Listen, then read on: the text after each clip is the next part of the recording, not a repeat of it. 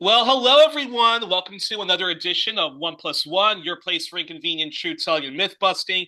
It's another one of our All Things Latin America edition, and very exciting honor that we have a returning champion back on the program, and that is Claudia O'Brien Moscoso, or Clau O'Brien Moscoso. Sorry if I'm butchering your name, Clau.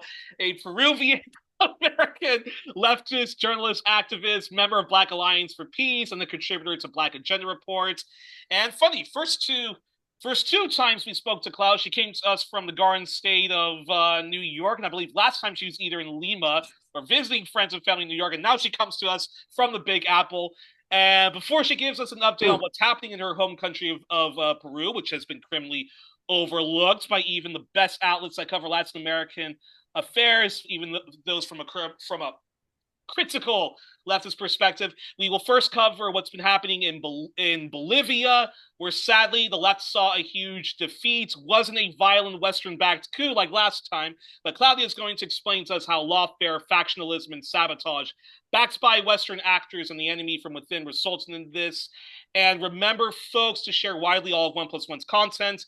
Facebook often blocks me from sharing widely now, so you, the audience, do need to share widely the content, past and present, to not only help us overcome the far-right algorithms and monopoly of corporate Western state media, but also help us grow the channel and get a large audience. So do that, donate generously to us. Even if we just averaged 100 or more people, that'd be great. And then don't have to discontinue the show. So let's get underway. First off, Claudia, hola, compañera. How are you doing? I'm good, Yuri comrade. How are you? I'm doing great. It's such an honor to talk to you. And okay, first question. So Bolivia, we're going to be talking about Bolivia before hmm before we talk about what's going on in Peru. So hmm Bolivia, Bolivia's left suffered a huge defeat to the right wing, or far right, as Saheli says, since there's no such thing as center right in Latin America or the hmm developing world. Now, many leftist publications and anti imperialist websites that do follow Latin America affairs, and one can dispute how good many of these publications are at the best or worst of times, but years leading to this defeat from the outside, however superficial you might think, it seemed pretty clear to some of us that Evo and his successor to the leader of the party, Mas, now soon to be ex-president of Bolivia, Luis Arce, they were constantly clashing. This created a rift in the party between the two factions, and then there was this constant fighting it. And many people say that that's what cost the election. Now, there was again another attempt at a far right putsch that was foiled because the masses of hmm Bolivia, which are largely indigenous factory workers, people who do a variety of low wage working class jobs, both in the urban areas and the rural areas, came down in their masses and stopped that. There still seems to be a lot of unanswered questions, but one would have to be a fool to say that the West had nothing to do with it. However, Evo at some point accused Luis Ache himself of doing a false flag operation and faking this coup to give himself further powers. And then there was an attempt, two attempts on one or two attempts on Evo's life. Okay, one attempt on Evo's life as he tried to contest for the leadership of Mas, which he was barred from doing. So my first big question. So all of that being said, why are you? And I read your article at Black Agenda Reports. Now, why are you, Camila Escalante of Press TV, formerly Telesur host and still often a contributor and editor there, and also the main muckraker of Kawasachi News? Now, both of you and others have been quite adamant that it wasn't the constant fighting between Evo, Louis, and the factions that costed the left's victory. And de facto, that was the reason for another far right comeback. So why are you and Miss Escalante feel the need to push very strongly back against that narrative? I mean, I can't speak for anyone else but myself, but for myself, I will say that it is, it's a very easy, I think, understanding and sort of reasoning behind that, right? Like people just want an easy answer for something that I think is far more complicated Yeah. than that. Of course, that's not to say that we can't take that apart, take the issue apart, right? And so I think, one thing I did with my article is giving a little bit more context to what this supposed infighting was, right? Because what seems to be written about or spoken about as personality wars or, something about, a fight between individuals is actually completely dismissing the processes by which the masses of Bolivian society engage in to decide what political direction, but then also ultimately who is a representative of that, right? Who's going to go up, in the case of Mas, in the elections, right? So something that I think, multiple people, and that's, not everyone, journalists have been saying that either are familiar with Bolivia, have either lived there, worked there, what have you. I've never lived in Bolivia, but I lived for a long time and still go back and forth to Peru.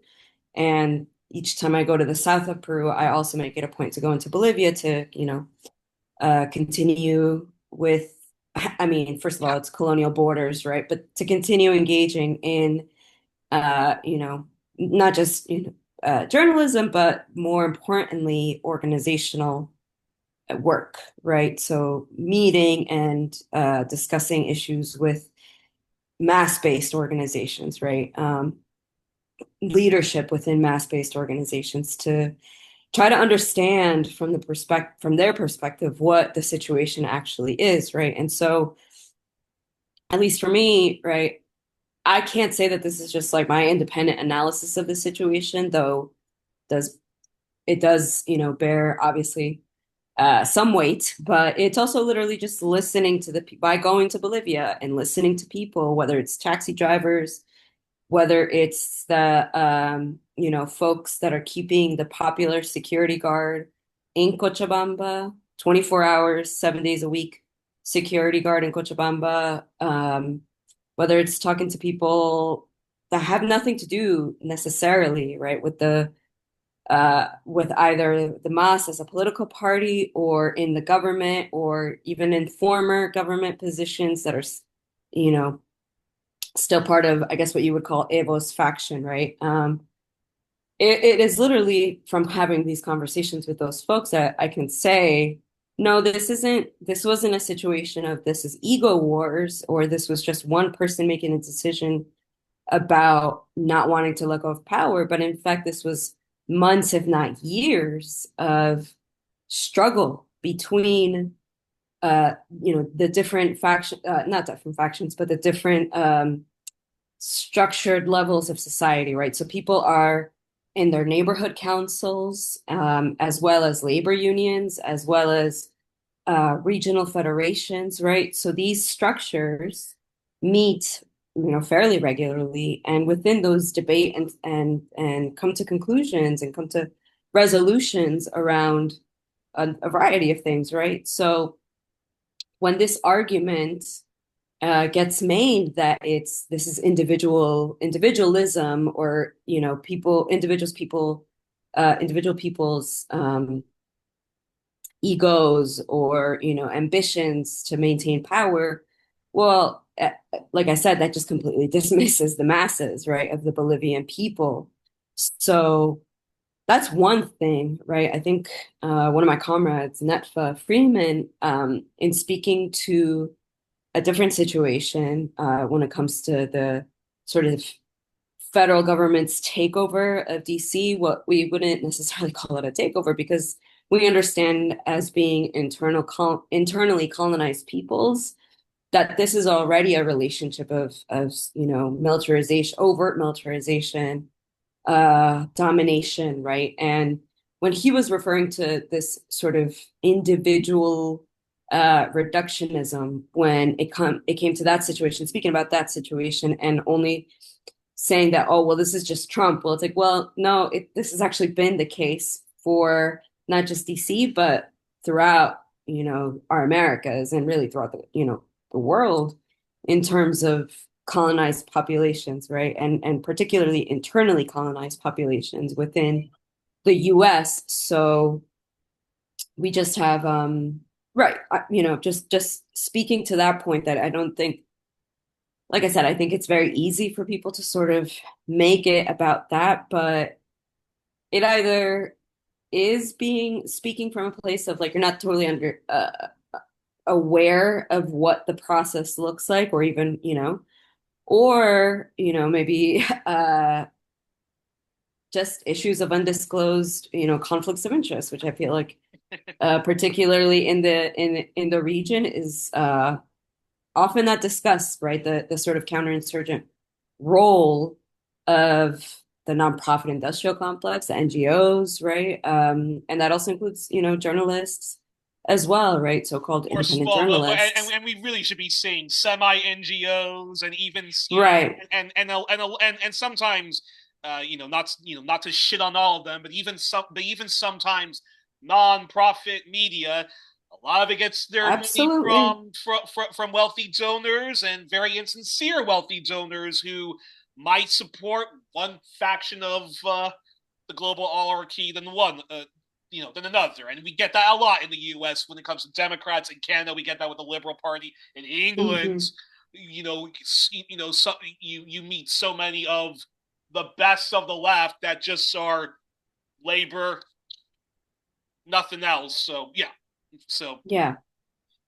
Yeah. So, there's, I think a few of us maybe have argued that this is maybe an intent, whether it's intentionally muddying the water or not, it's not a complete analysis of what actually went down, right? And I think particularly in my piece, I argue that if you not just taking a look at Bolivia, but zooming out a little bit more and thinking as an imperialist would is what is the dominant resource in that area is the lithium, right? And so thinking about the lithium triangle, or I guess you might consider, a rectangle because it also includes Puno, Peru, the southernmost department of Peru that borders Bolivia and also has vast amounts of lithium resources that are actually untapped resources, right?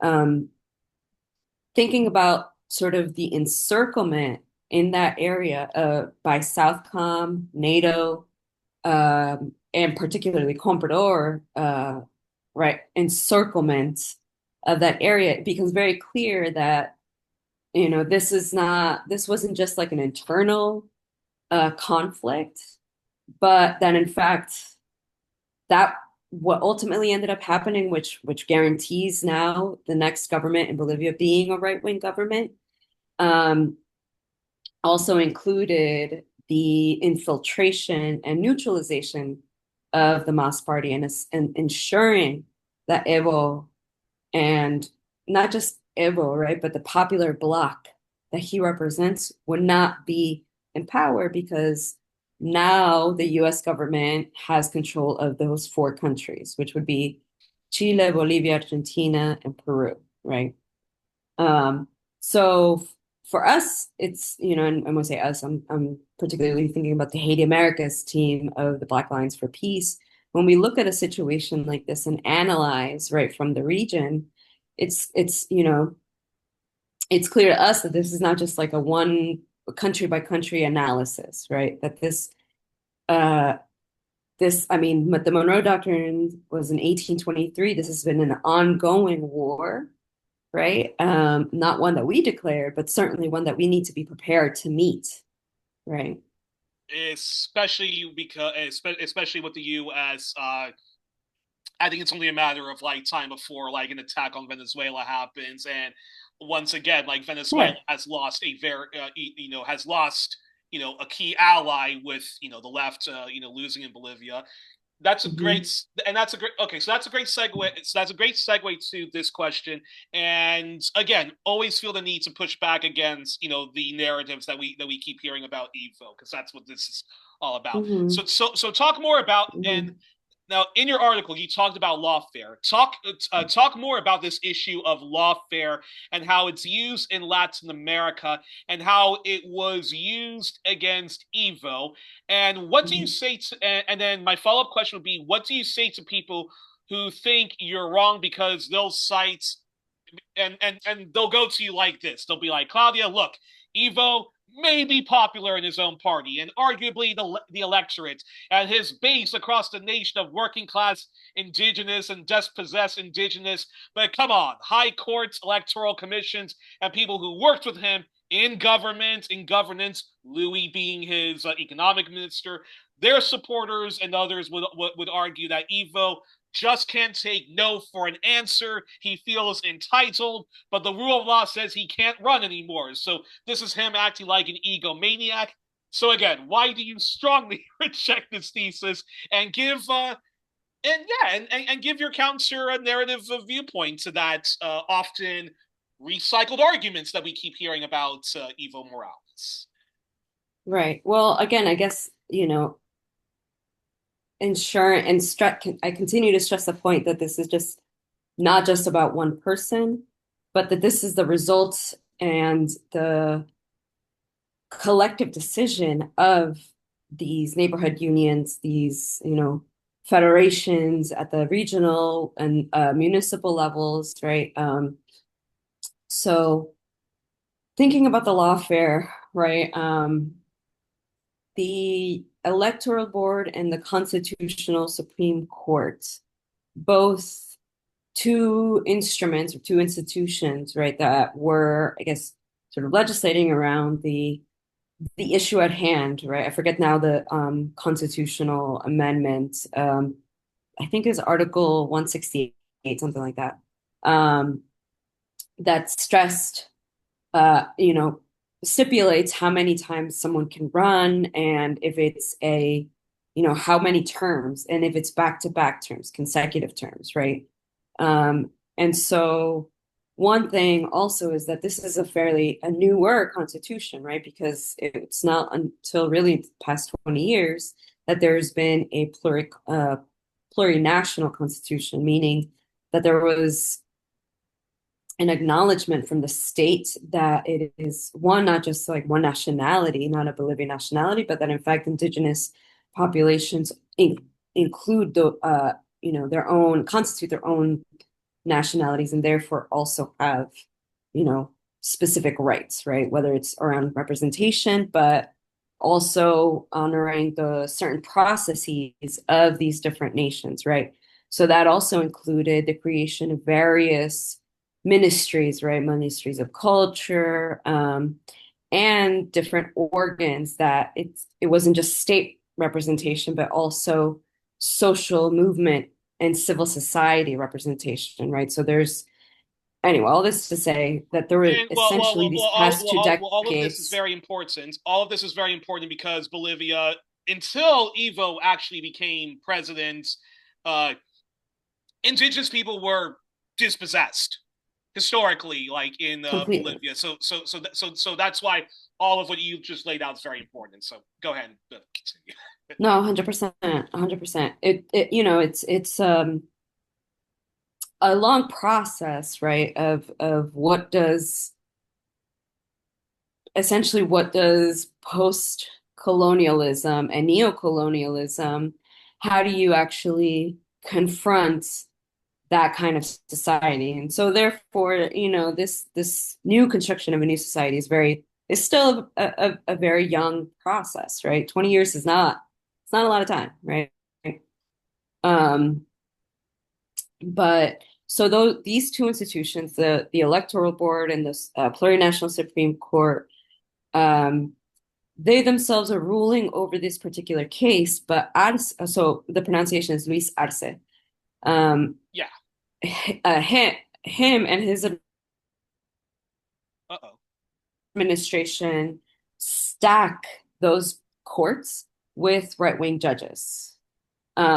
Right. So, and right-wing judges that are explicitly against Evo running again, right? And a lot of these judges themselves are self-promulgated, autoproclamados.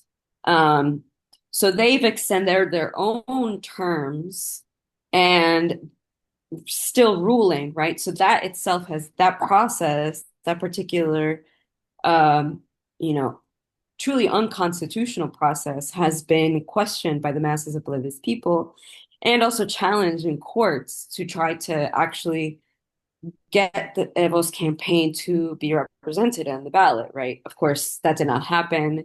That is why Evo's supporters, right, and could only run a no vote campaign, right, because they weren't able to be represented in the elections, right? Um, and then another thing to say is the Interior Ministry or the Ministry of Government, Ministerio de Gobierno in Spanish.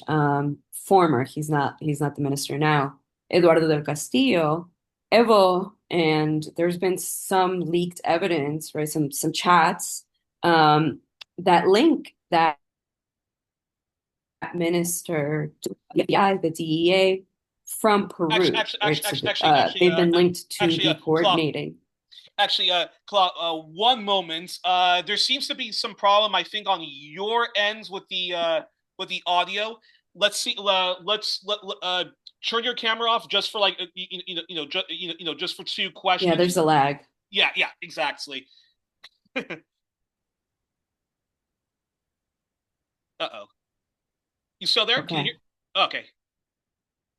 All right. One moment, folks. One moment. One moment. Uh-oh. You still there, Claudia? Oh shit. Okay, wait. One moment.